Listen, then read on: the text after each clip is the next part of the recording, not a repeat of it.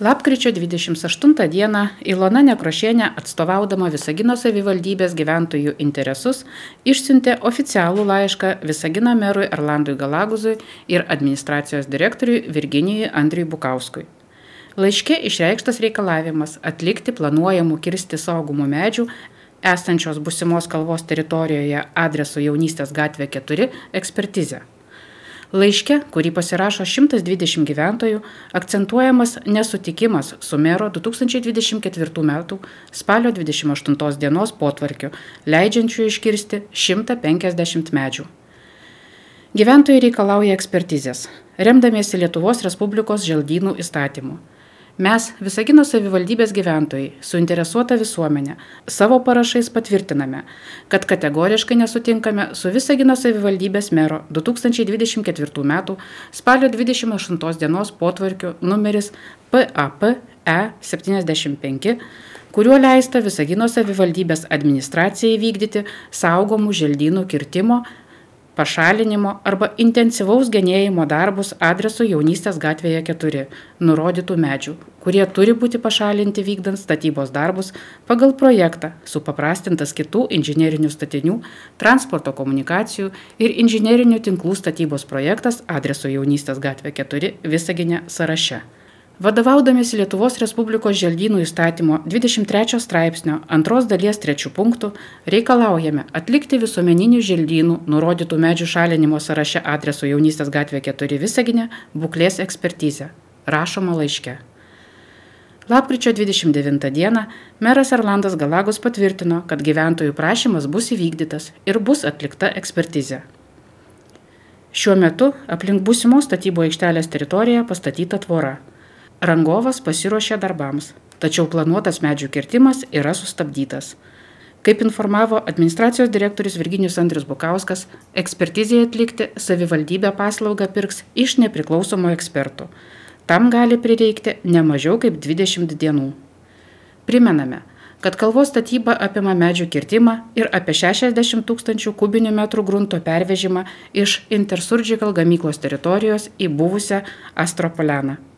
Projekto vertė siekia 645 000 eurų, o darbus, kuriuos vykdo rangovas UAB Langasta, numatyta užbaigti per metus.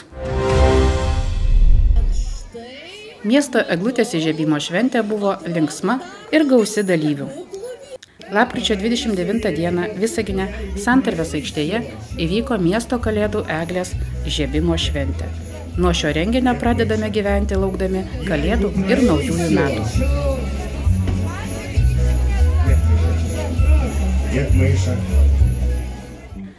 Šventės programa buvo labai turininga ir įdomi. Jau nuo 16 valandos aikštėje įsikūrė tradicinė mugė pagaminta Visagine, kur iki vėlyvo vakaro miesto amatininkai džiugino ir stebino savo gaminiais, įvairiais papuošalais, žvakėmis, kalėdiniais meduoliais, dekoruotomis lentelėmis ir rankų darbo originaliais eglutės žaisliukais.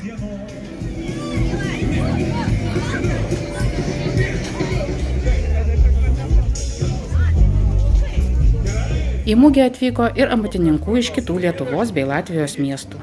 Jie siūlė ne tik tradicinius odos dirbinius, latvišką sūrį, saldumynus, bet ir naujus, įdomius žaislus.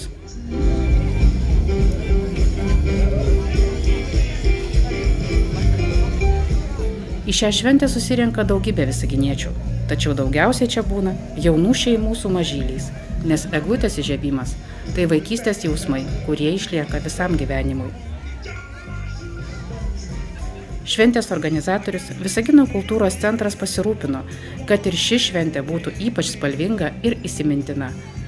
Aikštėje linksmai sukosi karuselės, o šventės perliuku tapo kalėdinis traukinukas, kuriuo mažieji leidosi į savo kalėdinę kelionę, palydimi rūpestingų tėvelių.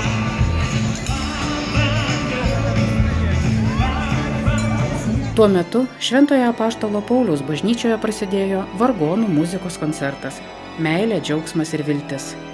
Nuostabi muzika, skambanti bažnyčioje kalėdų eglutės įžiebimo dieną, jau tampa gražia tradicija. Praėjusiais metais visaginiečius džiugino Gospel Jonai choras, o šįkart į šventę buvo pakviesta profesorė Renata Marcinkutė Lesjur, kuri virtuoziškai atliko vargonų muzikos kūrinius.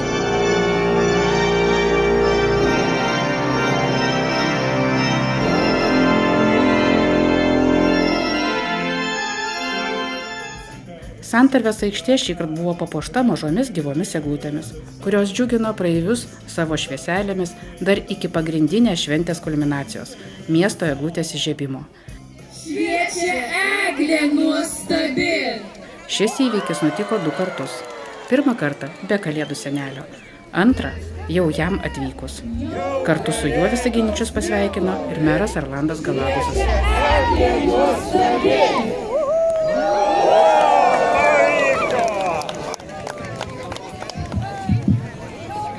Po eglutės įžiebimo ceremonijos šalia jos prasidėjo fotosesija, o į sceną užlipo grupė Orjan Roll Band su programa Linksmos kalėdos. Pagal jos atliekamus hitus niekas negalėjo nustovėti vietoje. Šoko visi, nuo mažiausio iki didžiausio.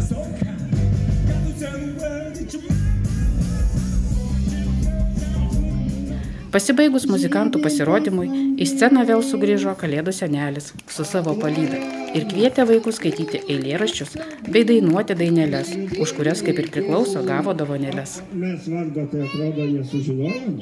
Karina. Karina. Paplokim Karinai visi!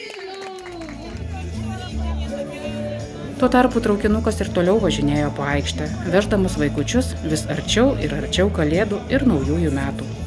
Eglutės ir Santarvės aikštės papuošimas bei eglutės įžiebimo šventė Visagino kultūros centrui kainavo 21 200 eurų. Lėšos buvo skirtos iš Visagino savivaldybės biudžeto.